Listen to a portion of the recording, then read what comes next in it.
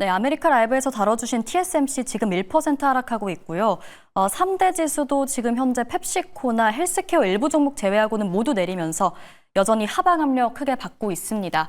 오늘 시장 대응에 필요한 내용들 체크해 볼게요. 글로벌 인사이트 시간인데요. 오늘은 레그넘 투자자문 이춘광 대표와 함께합니다. 어서 오세요. 네, 안녕하셨어요. 네, 반갑습니다. 자, 오늘의 주제 바로 확인해 보도록 하겠습니다. 주제는요, S&P 500 1928년 이후 평균 1.1% 하락, 9월의 변동성 이번에도? 라는 주제입니다. 이게 질문 그대로 여쭤보면 될 것 같아요. 1980년도부터 지난 45년 동안 실제로 이제 S&P 500의 월별 평균 수익률을 계산을 해보니까 지금 그래프 띄워드릴 텐데 보시는 대로 1월부터 12월까지 항상 2월하고 8월이 좀 안 좋습니다. 플러스긴 한데 0.18, 각각 0.12% 정도. 네. 그러니까 45년 평균이니까. 그런데 공교롭게 9월이 유일하게 마이너스 0.93%예요. 그러니까 45년 동안 0.93%라는 얘기는 월별로 어떤 해에는 20-30%씩 하락했던 시기가 있었다는 얘기죠. 그런데 네. 이걸 가지고 우리가 너무 이렇게 화들짝 놀랄 필요는 없는 게 사실은 9월 달이 미국의 법인세 납부 기간과 네. 그리고 유대인들의 로샤샤나라고 그래서 신년제입니다. 우리나라로 하면 설날이거든요. 그러니까 이제 그 시기에 맞춰서 유대인들이 또 자금력이 막강하다고 하잖아요. 그래서 북클로징도 하고 좀 정리해 놨다가 신년 세고 와서 자산 배분 이런 것들이 겹치긴 하는데 이 정도 가지고 0.93 말할 때 20-30% 빠지는 그런 재료는 아닐 것 같고 하필이면 이 닷컴 버블이 2000년 초반에 붕괴돼서 최저점이 그때 9월이었고요. 네. 9.11 사태가 9월 달에 터졌고 그렇죠. 그리고 글로벌 파이낸셜 샥이라고 하죠. 글로벌 금융위기 때 리먼 브로더스가 공식적으로 파산 선언한 게 9월 15일입니다. 그리고 이제 최근에 2022년도에 인플레이션 잡겠다고 금리 올리면서 S&P 500이 2022년도에 최저점이 9월, 10월 근처였어요. 그러니까 그런 아주 큰 어떤 크래쉬가 동반돼서 이게 마이너스 0.93이지 이런 굵직굵직한 크래쉬를 뺀다면 네. 9월 달이 또 그렇게 많이 빠지는 해는 아니었습니다. 한 10번이면 한 4번 정도가 조금 빠졌던 해였고 이런 식이었거든요. 그래서 그 정도 너무 크게 놀라실 필요는 없다. 다만 이제 계절성이라는 건 분명히 있으니까 네. 소폭의 조정이 될지 일단 우리가 다룰 여러 가지 좀 악재라면 악재가 요번 9월 달은 하필이면 조금 겹치는 것 같아요. 네.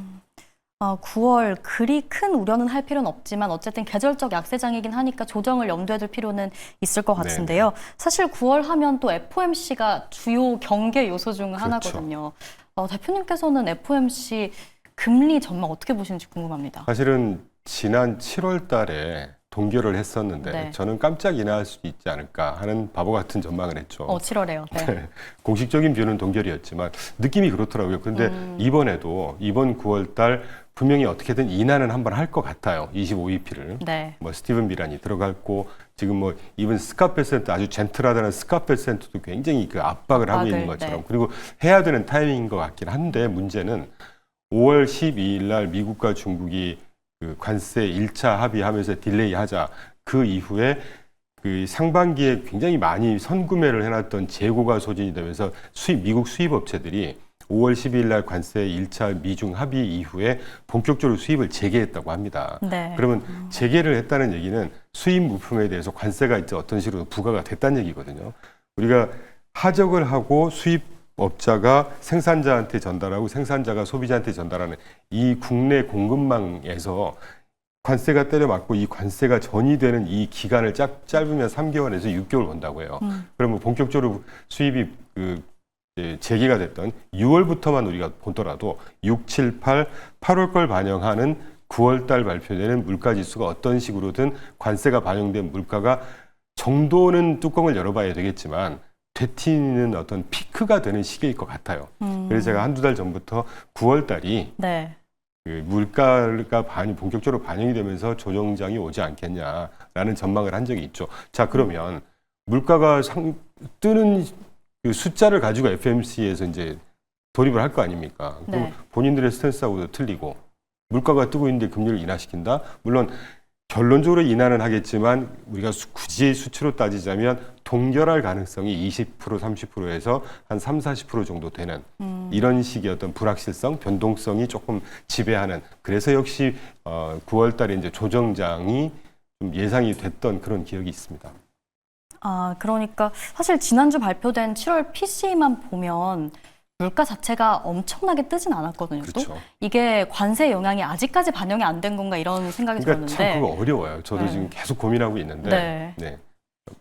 네, 생각이 들었는데 말씀하신 것처럼 어쨌든 시차가 있기 때문에 8월 PC에는 반영이 좀 될 수도 있지 않을까 뭐 이런. 8월 달을 반영하는 이번 네. 9월 달에 9월에 발표되는 네. 네. CPI, PPI 수입 물가가 두고 봐야 하겠지만 네. 어떤 식으로든 피크가 될 거예요. 저는 그런 전망이 듭니다. 그런데도 불구하고 이 경제라는 게 참 어려운데 해석마다 한 이슈마다 다양한 해석이 가능하니까 이런 생각이 제 머릿속에 지배를 하면서도 또 다른 생각은 뭐냐면 분명히 이게 8월 달부터는 어떤 식으로든 반영이 돼야 되는데 생각보다 반영이 안 되고 있단 말이죠, 물가가. 네. 그래서 제가 계속 다른 방송에서도 말씀을 드리고 있지만 보고서 찾고 지금 분석하고 해보니까 과연 물가가 생각보다 그렇게 심하게 뜨지는 않을 수 있는 요인들이 있어요, 보니까. 생산성이 굉장히 공격적으로 상승하고 있고 기업들이 마켓 쉐어를 유지하기 위해서 관세에 따른 물가를 100% 전이를 안 시키고 있는 기업들이 분명히 있습니다, 지금. 네. 뭐 참고로 올 3월 1, 4분기에 그 일본 자동차가 굉장히 많이 팔리고 있잖아요, 미국에서. 일본의 대미 수출 자동차 업체들이 1, 4분기에만 자동차 가격을 30% 인하시켰어요.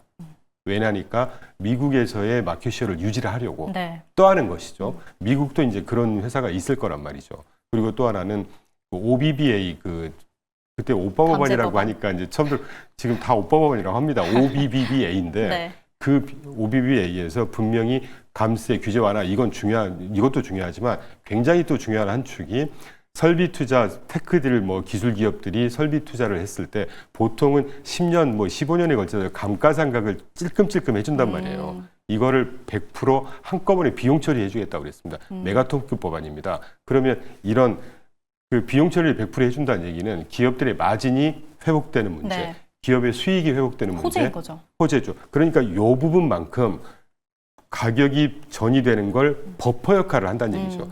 그래서 100% 전체 다 전이되지는 않을 거고 물가로 뭐 일부가 전이되지 않겠냐 이런 생각들이 혼재가 돼 있는 것이죠. 네.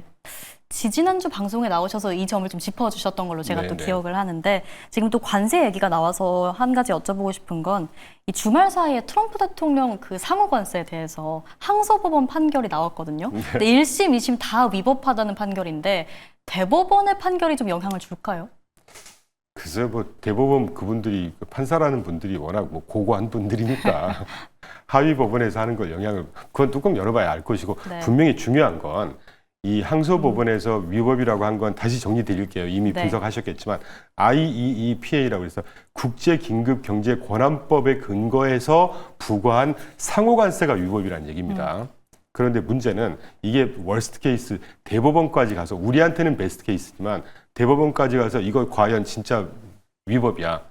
다 원복해. 이러면 진짜 정말 복잡해지는 거예요. 네. 이제까지 천문학적인 관세 수입을 계속 얻고 있었는데 이걸 다 이제 돌려달라고 그 기업들은 소송을 할 것이고 정부에서는 또 일시에다 돌려주지도 않을 거고 뭐 시차를 두고 할 거고 뭐 이런 식의 복잡한 문제가 생길 거란 말이죠.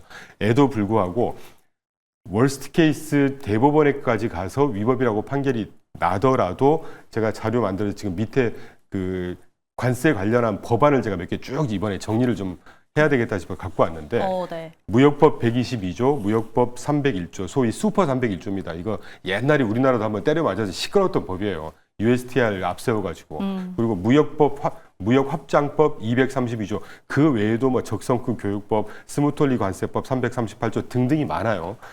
그 주황색 칠은 요 세 가지만 갖고도 지금 현재 상호관세를 때린 거를 유지할 수 있는 갖가지 법안들이 많이 있습니다. 이 정도 생각 안 하고 이거 때렸겠느냐 이거죠. 물론 그 중간에 뭐 돌려줘 법원에 소송하고 이런 아주 불확실성이 좀 증가할 수 있겠지만 이 관세 자체가 대법원에서 위법 판결이 최종 난다고 해서 이제까지 전 세계를 뒤흔들었던 관세가 없었던 듯이 사라진다? 이건 아니라는 얘기죠. 네. 그러니까 이 IEEPA라고 하든 이거를 근거로 한 상호 관세에 대한 판결이기 때문에 뭐 트럼프 대통령이 말씀해주신 다른 근거법들 활용할 수도 있고. 예를 들면 무역법 122조가 품목 관세를 150일 동안 조사 없이 일단 때려버릴 수 있는 근거. 품목별 관세를 좀 자, 활용할 수도 이거는 있는 품목별 거네요. 관세고 문제는 네. 상호 관세잖아요. 네. 상호 관세에 따라 지금 관세 수입을 얻고 있으니까. 그런데 슈퍼 301조가요. 제가 사실 미국 전공해봐서 아는데 슈퍼 301조가 지금 그 비상경제 수권 권한법에 따른 관세보다 훨씬 네. 더 강력하고 센 법안입니다. 이게. 그래서 수포인가요? 제가 개인적으로 좀 네. 편하게 말씀드리죠. 만약에 그 대법원에서 최종 위법 판결 나가지고 트럼프 성정이 지금 약간 욱욱하는 성격이잖아요. 네. 그래 알았어. 슈퍼 301조 더 세게 때려버릴 수도 있어요. 그 정도는 감안을 해야 된다는 생각을 네. 하고 있습니다. 그러니까 사실 대법원의 판결이 뭐 설령 위법이 나온다고 해도 이게 관세가 갑자기 없어진다거나 그럴 가능성은 그리고 오히려 더 터프해져 버릴 수도 그러게요. 있어요. 거의 없고 낮아질 가능성 없고 네네. 오히려 세질 수 있다. 그럼 또 얼마나 많은 불확실성, 변동성, 가격 출렁임 이런 것 때문에 우리가 왜 얼마나 고생을 하겠습니까? 상반기 한 두세 달 동안 엄청 고생했잖아요. 네. 저는 그런 게 걱정이 돼요, 지금. 그러니까 차라리 대법원에서 이렇게 말씀드리면 어떻게 받아들일지 모르겠지만 대법원에서 이거 그대로 유지해. 차라리. 왜냐하면 이 관세가 네. 그 난리 났다가 이제 조금 시장이 스테빌라이즈 되고 있잖아요.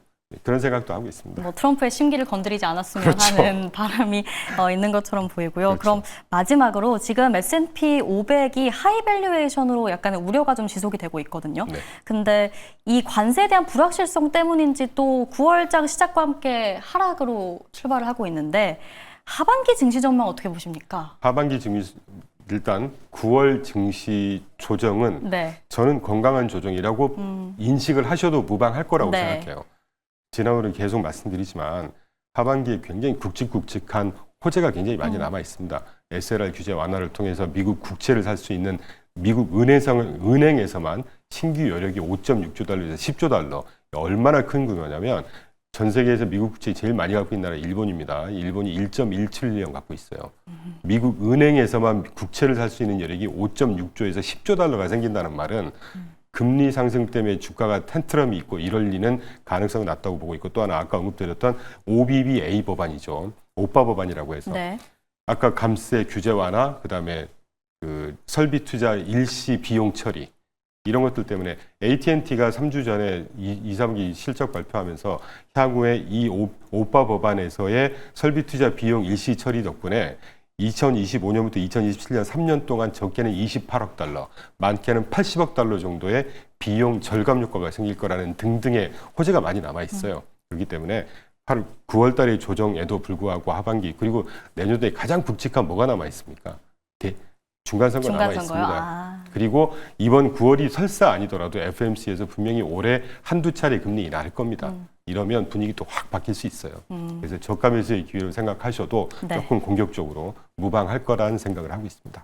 네, 하반기 전망까지 짚어주셨습니다. 오늘 말씀 여기까지 듣도록 하겠습니다. 이충광 대표와 함께했습니다. 고맙습니다.